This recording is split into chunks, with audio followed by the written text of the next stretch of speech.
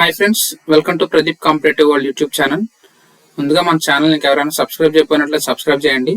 పక్కన ఉన్న బెల్ ఐకాన్ని క్లిక్ చేయడం ద్వారా నేను అప్లోడ్ చేసే ప్రతి వీడియో కూడా నోటిఫికేషన్ రూపంలో మీకు ముందుకు పొందొచ్చు.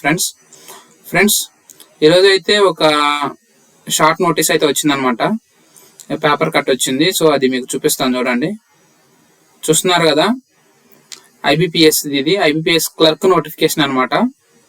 సో ఇది వచ్చేసరికి పేపర్లో వచ్చింది.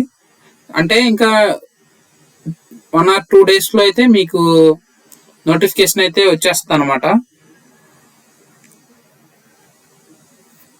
కాబట్టి మీరు ఐబిపిఎస్ క్లర్క్ కి ప్రిపేర్ అవుతున్న వాళ్ళు అయితే మాత్రం దీన్ని గమనించండి.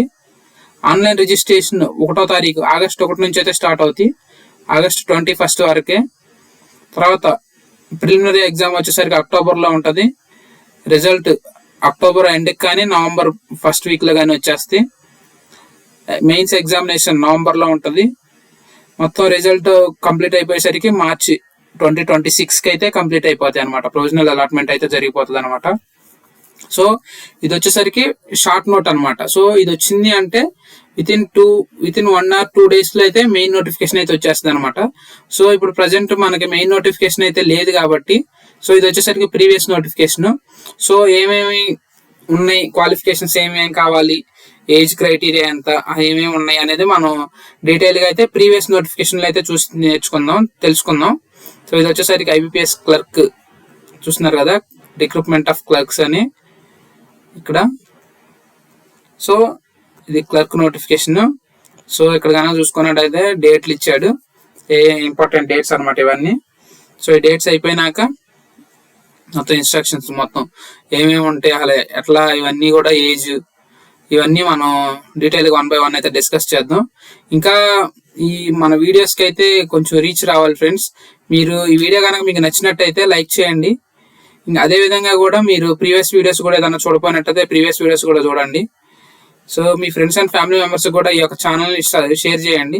సో దానివల్ల ఏంటంటే మన యూట్యూబ్ ఛానల్ గ్రోత్ అయితే స్టార్ట్ అవుతుంది అనమాట. ఎందుకంటే మనం ఇంకా ఫర్దర్గా ఏదైనా వీడియోస్ చేసినా కానీ అందరికైతే రీచ్ అవుతుంది.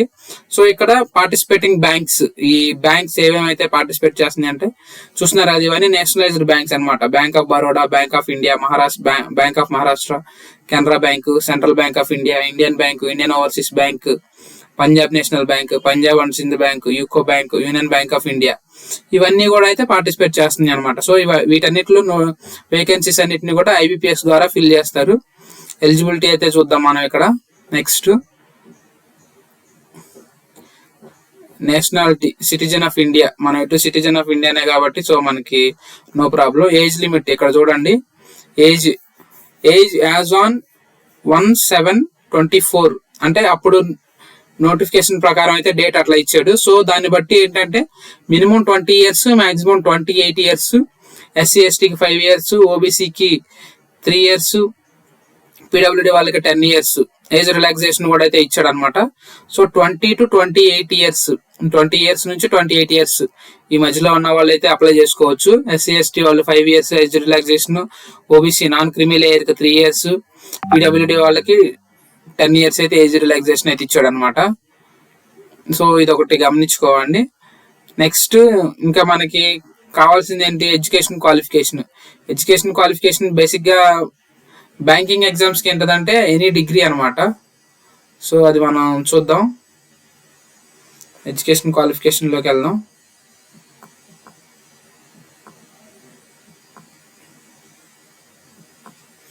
ఇంకా నెక్స్ట్ మీకు ఫర్దర్గా కొన్ని ఇంపార్టెంట్ డీటెయిల్స్ అయితే ఉన్నాయి.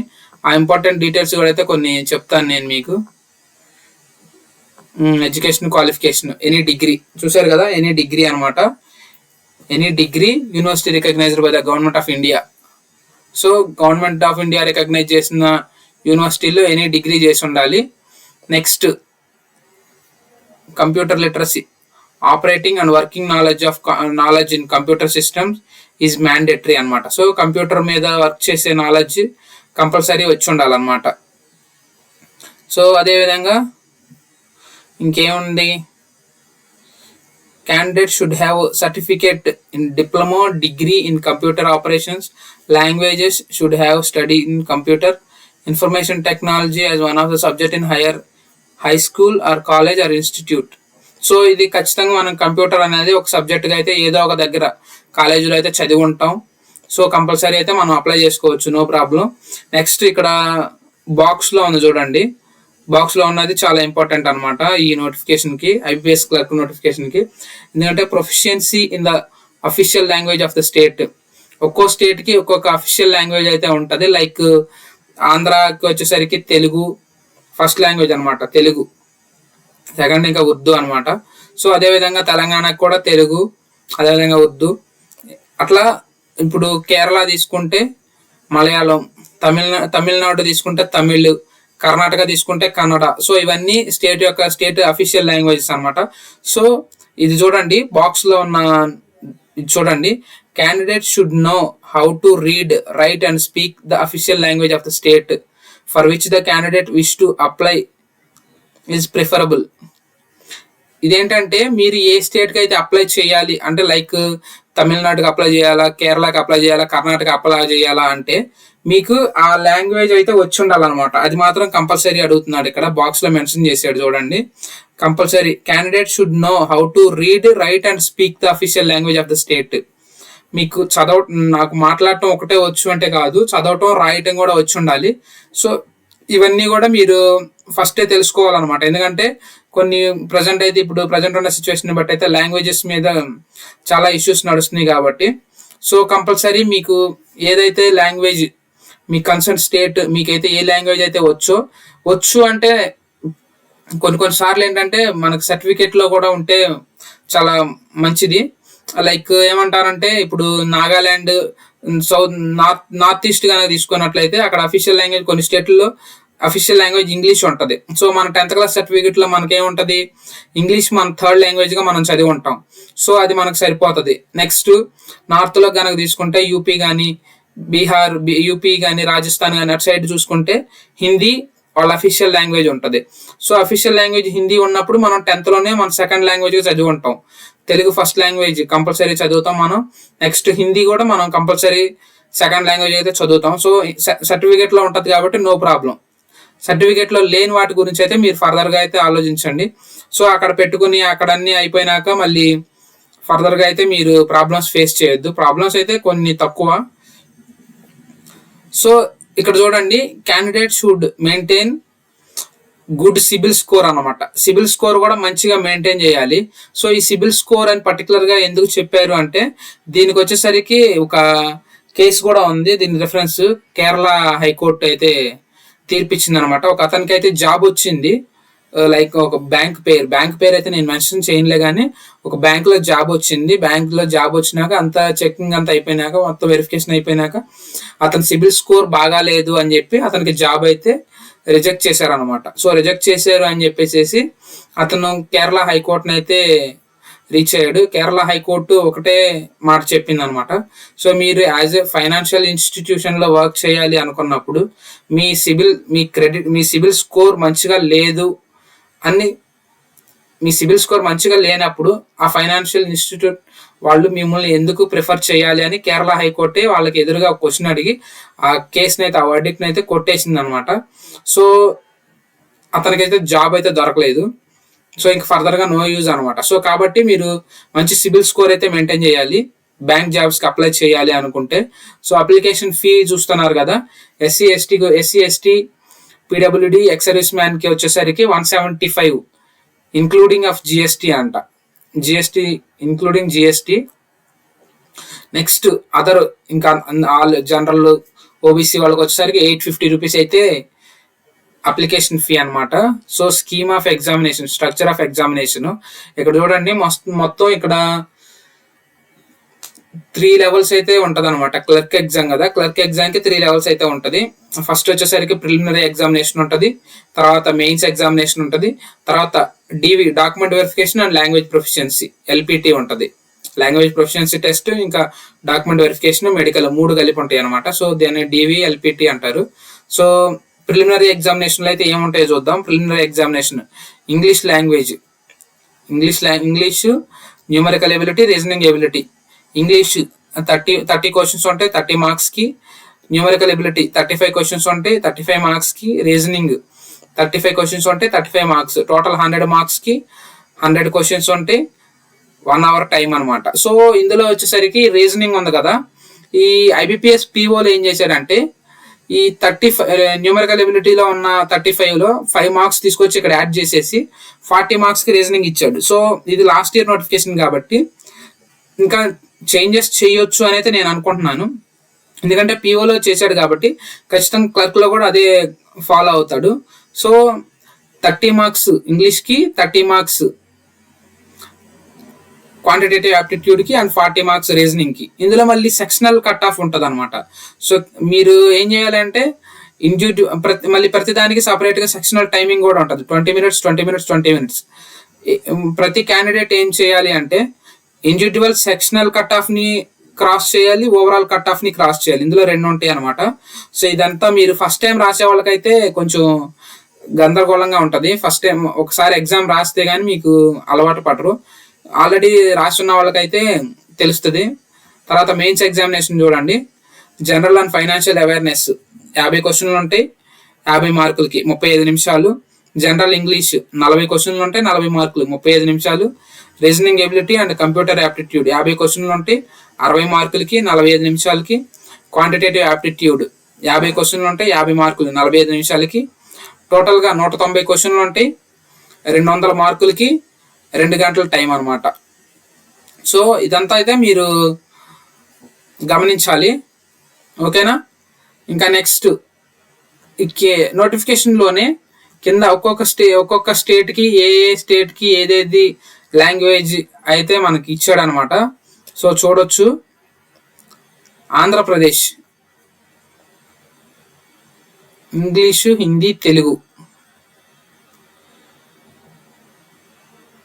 Medium of examination. ఓకే, ఇది ఎగ్జామ్ కండక్ట్ చేసే మీడియం ఇది, ఓకేనా. ఇది కాదు లాంగ్వేజ్ కాదు, ఇది లాంగ్వేజ్ కూడా ఉంటుంది. లాంగ్వేజ్ కూడా చూపిస్తాను అండి.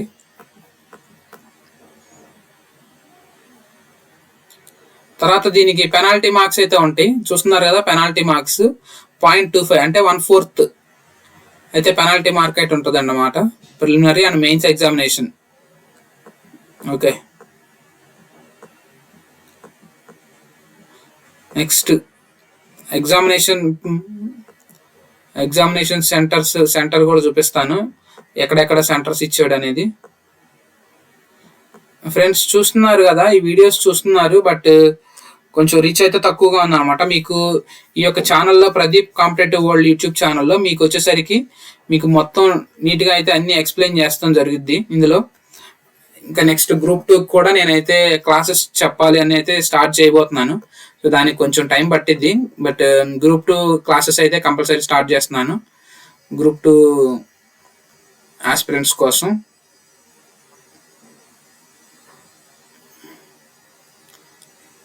ఇవి వచ్చేసరికి అండమాన్ అండ్ నికోబార్ అంటే లాస్ట్ ఇయర్ వేకెన్సీస్ అనమాట. సో ఆంధ్రప్రదేశ్ ఇక్కడ చూడొచ్చు, టోటల్గా 105 వేకెన్సీస్ అయితే ఉన్నాయి ఆంధ్రప్రదేశ్లో. ఏ బ్యాంక్లో ఉన్నాయి, ఏ బ్యాంక్లో లేవు అంటే ఎన్ఆర్ అంటే నాట్ రిపోర్టెడ్ అని.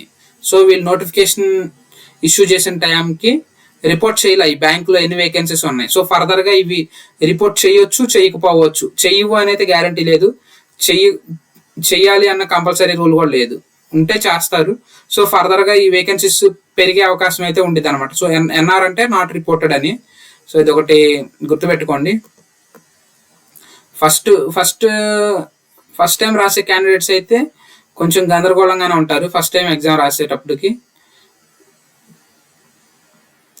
ఫస్ట్ టైం అలవాటు పడినాక ఇంకా మీరే ఇంకొకరు చెప్పే స్టేజ్లో ఉంటారనమాట. సో ఇవి వచ్చేసరికి సెంటర్స్ మనకు వచ్చేసరికి ఆంధ్రప్రదేశ్లో ఎక్కడెక్కడైతే సెంటర్స్ ఉన్నాయో చూద్దాం. ప్రిలిమినరీ ఎగ్జామినేషన్ సెంటర్స్ వచ్చేసరికి అనంతపూరు, ఏలూరు, గుంటూరు, విజయవాడ, కడప, కాకినాడ, కర్నూలు, నెల్లూరు, ఒంగోలు, రాజమండ్రి, శ్రీకాకుళం, తిరుపతి, విశాఖపట్నం, విజయనగరం. ఇవి వచ్చేసరికి ప్రిలిమినరీ ఎగ్జామినేషన్ సెంటర్స్ అనమాట. సో మెయిన్స్కి వచ్చేసరికి గుంటూరు, విజయవాడ, కర్నూలు, విశాఖపట్నం నాలుగు సెంటర్లే ఉన్నాయి మెయిన్స్కి. చూడండి. నెక్స్ట్ మన తెలుగు రాష్ట్రం అయినటువంటి ఇంకోటి తెలంగాణలో చూద్దాం. హైదరాబాదు, సికింద్రాబాద్, కరీంనగర్, ఖమ్మం, మహబూబ్ నగర్, వరంగల్ ఇవి ప్రిలిమినరీకి. హైదరాబాద్, సికింద్రాబాద్, కరీంనగర్ ఇవి వచ్చేసరికి మెయిన్స్కి అనమాట ఎగ్జామినేషన్ సెంటర్స్. మేము ఈ స్టేట్లో కాదు వేరే స్టేట్లో పెట్టుకోవాలనుకుంటే పెట్టుకోవచ్చు. కాకపోతే చెప్పాను కదా, లాంగ్వేజ్ ప్రొఫిషియన్సీ టెస్ట్ అయితే మీరు కంపల్సరీ పాస్ అవ్వాలి. సో ఆ టైంకి ఇంకా చాలా టైం ఉంటుంది కాబట్టి మేము నేర్చుకుంటామంటే అది మీ ఓన్ రిస్క్ అనమాట అవన్నీ. సో మీరు అప్లై చేసేటప్పుడు ఏమేమి కావాలి అంటే candidate his or her photograph, me photograph ఒకటి కావాలి, సిగ్నేచర్ ఒకటి కావాలి, లెఫ్ట్ థంబ్ ఇంప్రెషన్ అయితే ఒకటి కావాలి, హ్యాండ్ రైట్ డిక్లరేషన్ ఒకటి కావాలి, క్యాస్ట్ సర్టిఫికేట్ అయితే ఏం అవసరం లేదు. ఇంకా hand right declaration, left thumb impression, signature, photograph కూడా లైవ్ ఫోటో అయితే తీసుకుంటున్నారు. సో అదొకసారి చూడండి live photos. So hand right left thumb impression ఇవన్నీ కూడా ఎంతెంత సైజులో ఉండాలి అనేది అయితే మీరు నీట్గా ఇక్కడ మెన్షన్ చేశారు. మీరు సొంతగా అప్లై చేసుకునేటట్లయితే ఈ నోటిఫికేషన్ ఒకసారి చూసుకుని ఏ డైమెన్షన్స్లో ఉండాలి, ఎంత సైజులో ఉండాలి అని అయితే మీరు ఒకసారి చూసుకోండి. లేదు నెక్స్ట్ సెంటర్లో వాళ్ళు అయితే వాళ్ళకి తెలుసు కాబట్టి వాళ్ళే అప్లై చేస్తారు. సో ఇది వచ్చేసరికి హ్యాండ్ డిక్లరేషన్ అనమాట. ఐ అని ఉంది కదా, ఐ హియర్ డిక్లేర్డ్ అని, అదంతా అయితే మనం ఒక వైట్ పేపర్ మీద రాసి దాన్ని స్కాన్ చేసి అయితే ఇక్కడ అప్లోడ్ చేయాలి. సో ఓకేనా. ఇది వచ్చేసరికి ప్రీవియస్ నోటిఫికేషన్ కాబట్టి మీకు ఇంకా ఫుల్గా అయితే డీటెయిల్గా అయితే చెప్పలేను, మొత్తం డీటెయిల్గా అయితే డీటెయిల్స్ అయితే చెప్పేసాను. సో ఇది వచ్చేసరికి ప్రీవియస్ నోటిఫికేషన్ కాబట్టి ఇట్లా ఉందన్నమాట. సో ఇప్పుడు ప్రజెంట్ సిచ్యువేషన్కి వచ్చినట్టయితే ఐబీపీఎస్ ఇంకా 1 or 2 daysలో అయితే మీకు ఫుల్ ఫ్లెజ్డ్గా నోటిఫికేషన్ అయితే రిలీజ్ చేయబోతుంది ఫ్రెండ్స్. ఓకే, కాబట్టి మీరు జాగ్రత్తగా ప్రిపేర్ అవ్వండి. ఈ యొక్క వీడియో మీ ప్రిపరేషన్లో ఉన్నటువంటి ఫ్రెండ్స్కి, ఇంకా మీ ఫ్రెండ్స్ సర్కిల్లో ఎవరికైనా కానీ ప్రిపరేషన్లో ఉన్న వాళ్ళకి అవసరం అయింది అనుకుంటే వాళ్ళకి షేర్ చేయండి. ఓకే ఫ్రెండ్స్, మీకు ఇంకా ఏదైనా డౌట్స్ ఉంటే నాకు కింద కామెంట్ సెక్షన్లో కామెంట్ చేస్తే నేను ప్రతి దానికి కూడా నేను రిప్లై ఇస్తాను మ్యాక్సిమం. ఇంకా వచ్చే ఫర్దర్ నోటిఫికేషన్స్ అన్నీ కూడా నేను ఇట్లా 1 by 1 అయితే వీడియో చేస్తూనే ఉంటాను. మీ సపోర్ట్ అయితే నాకు కావాలి. ఈ వీడియోని లైక్ చేయండి, అదేవిధంగా నా ఛానల్ కూడా సబ్స్క్రైబ్ చేయండి. Okay friends, thank you for watching this video. All the best.